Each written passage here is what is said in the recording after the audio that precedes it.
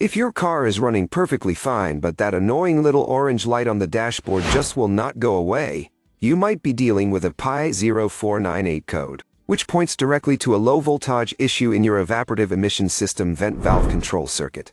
Most people think of the fuel system as just liquid gas, but your tank is actually a pressurized environment full of vapors that need to be managed so they do not just leak out into the atmosphere and pollute the air. This vent valve is the component responsible for letting those vapors move into a charcoal canister or your intake manifold at just the right time. When the computer, which we call the PICM or ICM, tries to trigger this valve and finds that the electrical signal is weaker than it should be, it triggers this code. The funny thing is that you probably will not feel a single difference in how the car drives, but you will definitely fail your next emissions test. This issue is incredibly common on Dodge, Chrysler, and Jeep vehicles, where the vent valve itself often just gives up the ghost internally. If you are working on a late-model Chevy or GMC pickup, they actually released an updated valve assembly because the old ones were so prone to failing. One pro tip I can give you is to actually pull the valve off and look at the pintle inside.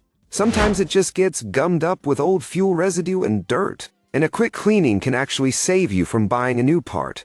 You should also grab your DVCOM and check the resistance of the vent solenoid itself. If the resistance is way too low, it means the internal coil has shorted out and the part is officially toast. Do not forget to check the simple things first, like the fuse that powers the vent solenoid, because a blown 50-cent fuse can sometimes trick you into thinking you have a massive electrical nightmare. Trace those wires back from the valve to the computer and look for any spots where the harness might have rubbed against the frame or a sharp metal bracket, because a chafed wire touching the chassis will pull that voltage down and trigger this exact low circuit code every time.